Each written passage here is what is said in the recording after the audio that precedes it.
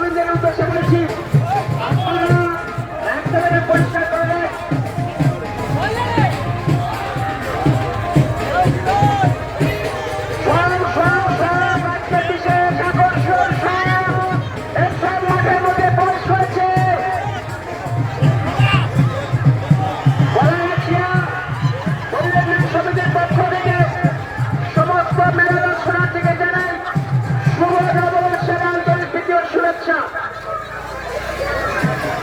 আপনারা আমাদের সঙ্গে যেভাবে সহযোগিতা করেন, আশা করি সেইভাবেই সহযোগিতা করবেন।